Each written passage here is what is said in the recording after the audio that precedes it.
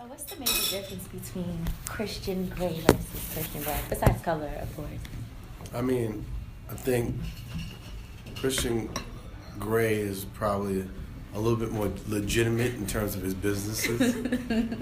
I think he's definitely the color. And I think we went a little bit more extreme with Christian Black. We made him more of a stalker when not aware of it, because he was kind of a stalker. Yeah. So I think he's a worse lover. As bad as Christian Grey was, I think Christian Black is worse. It's worse. Yeah. He has all the tools to be sexy, but somehow, some way, it's working. Nah. No bueno. But she still loves him. Yeah. What consideration went into casting? A lot.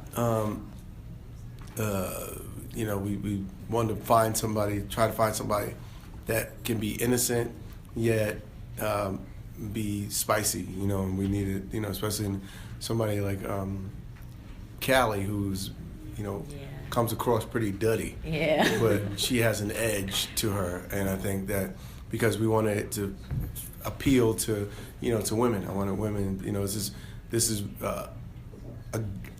weird because it's a guy movie wrapped in a chick flick. So it's good for both. There's a lot of big laughs for guys, but it's satisfying for women, because there's a romantic story, and it's just funny, but it's edgy. So it's kind of like I don't know. What was your question again?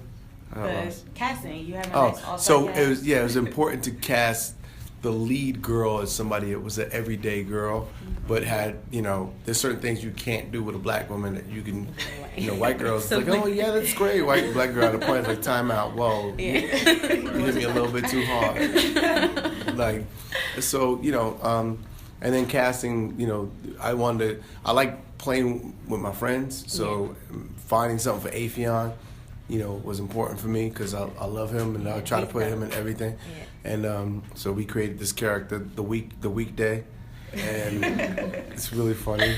And then it's good to surround ourselves with good veterans, like Jane Seymour and Fred Willard and Florence Henderson, which kind of give the movie a little bit of gravity.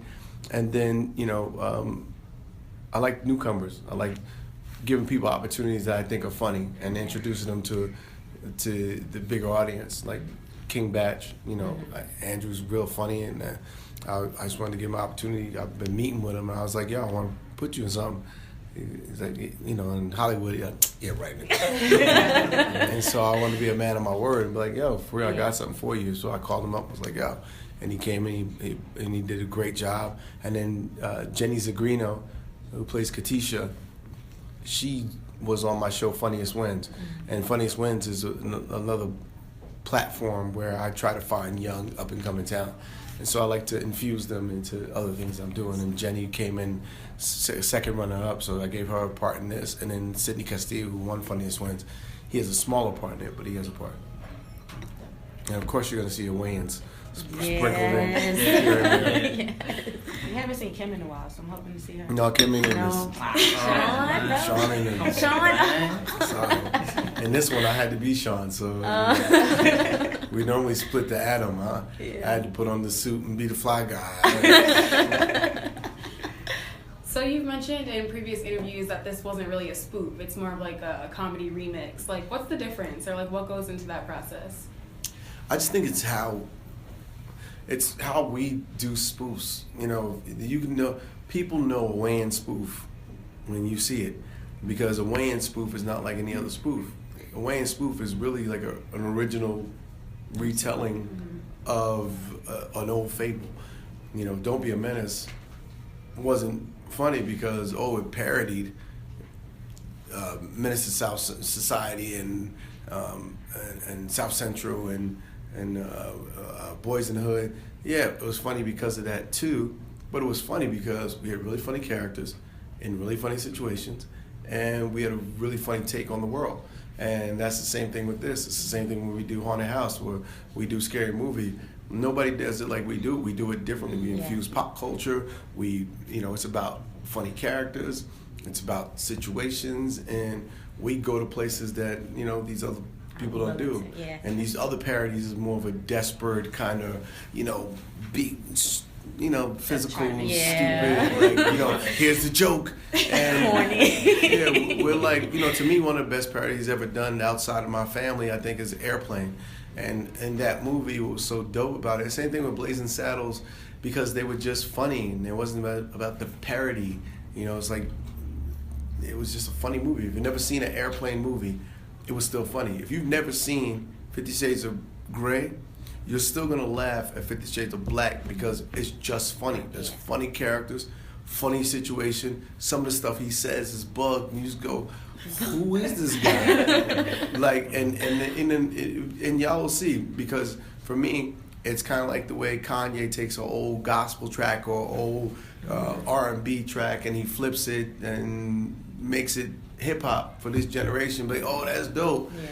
It's just we know how to like plug into what's going on now and go, here's how they want to hear this. Yeah. Yeah, I love the fact that everything that you've done was hilarious thus far, but my main concern that I was wondering about is why 50 Shades of Grey, because there's plenty of different romantic movies that have came out. Here's why. For me, anytime I could do sex and comedy, two favorite things in the world. It's no brainer. Think about it. Like for me, that's what I do. I've been doing, and since Don't Be a Menace, like sex and comedy. Yeah.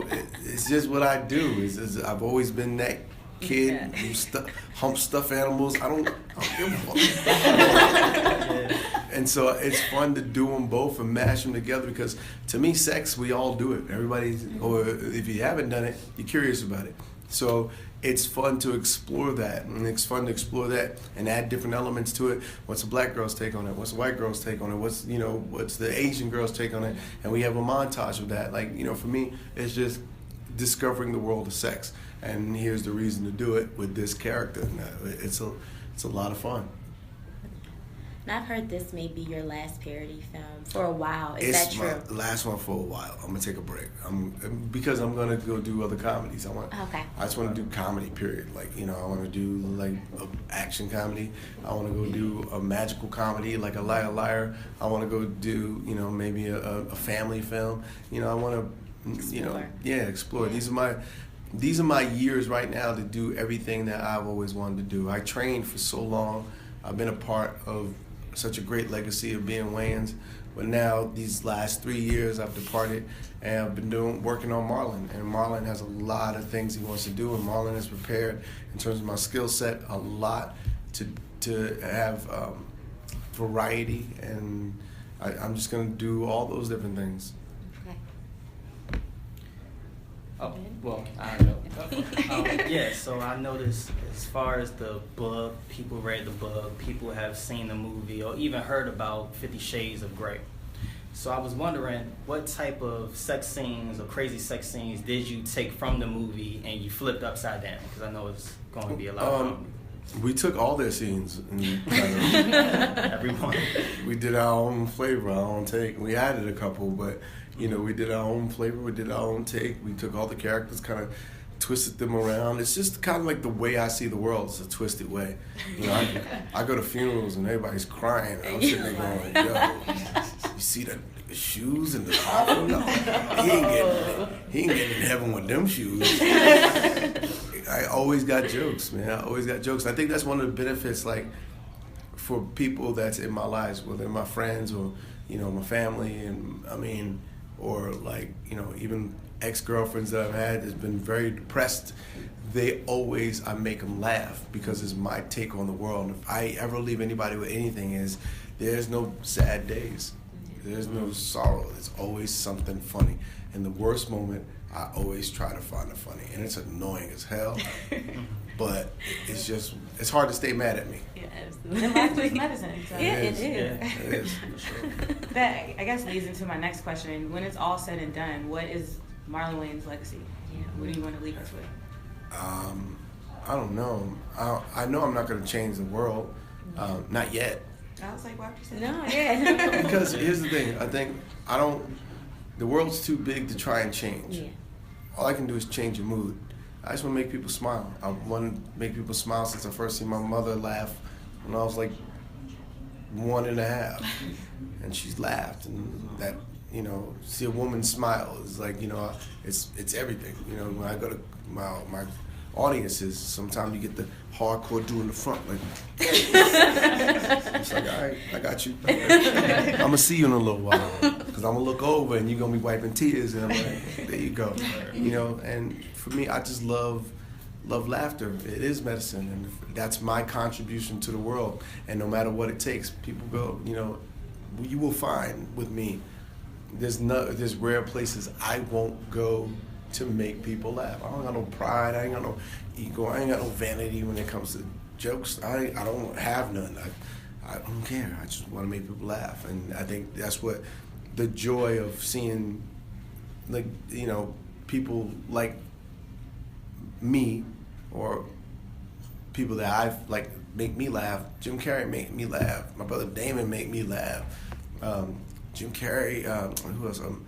Eddie Murphy makes me laugh. Like, people that when they're in that moment, they don't give a fuck. Yeah. And that's all I want to do is just not give a fuck and come out with people just going, that was hilarious. Like, you know. Going back to your like professional future and career, do you plan to make any movies with the next generation of Wayans?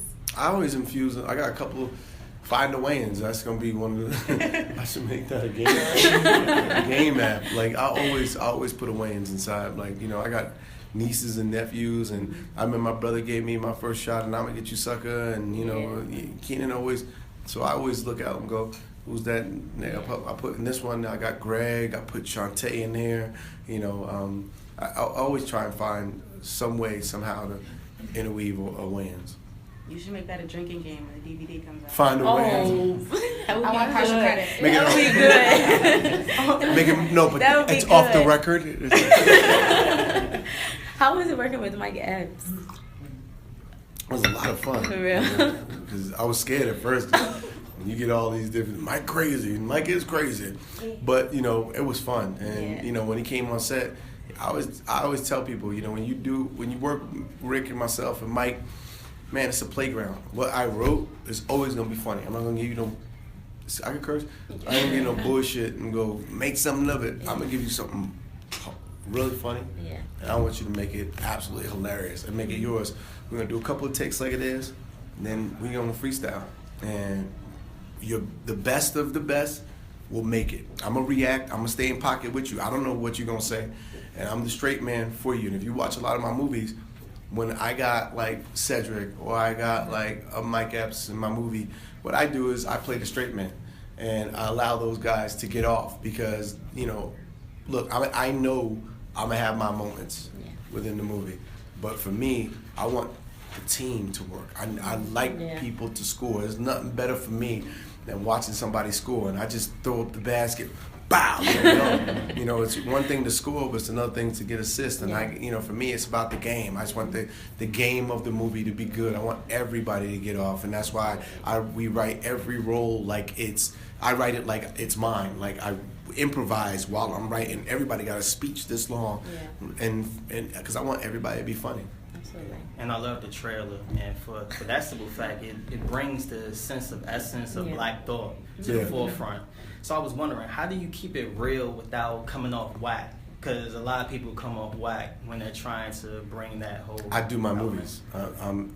Me and my producing partner Rick Alvarez, we write our movies, we produce our movies, I star in our movies. Director Mike Titus, he works closely with us. End of the day, I got final cut, and I get to choose what I want to do and what I want to put in, what I want to take out. And you know, for good, bad, and different, you know, you learn along the way. Ooh, maybe that joke was a little too much, you know. But you know, there's a sense of I don't know what this dude is gonna do. I have no idea where he's gonna go with this, and I get a lot of oh no he didn't, and that's good, you know. And so I think it's important that you have final cut. I'm not a guy that's casted in a lot of movies. I've been creating my movies. I don't even do my movies through studios. I do my movies like the old Charlie Chaplin way. I get them financed, and then we have a distributor. And so I'm a partner in the movie, so I get to do me. It's not like I'm coming in and doing people's lines and fighting to put me in there. No, at the end of the day, I sit in the editing room with Rick and Mike, and I make choices and go, that's I like that. I don't like that. Let's take this out. And we collectively, and when we come across something that we're both all of us are passionate about, you know, I listen to what they have to say. But at the end of the day, if I feel like, you know what, I like that joke, put it in. Yeah. I'm gonna go with my instincts. Why? Because I'm on the road every weekend in front of thousands of people, making them laugh. And so if I gotta trust the instinct in this room, I gotta go with mine. Yeah. I know it's gonna get an ooh here, but then that laugh there, it's worth the ooh there because they're gonna be listening, they're affected. Right. It's worth it for the laugh there.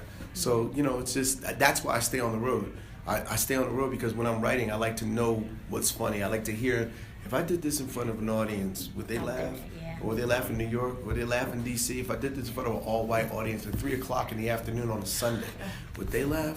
You know? So. Thank you guys. Thank you, Sarah. Damn, it was just getting good. I know.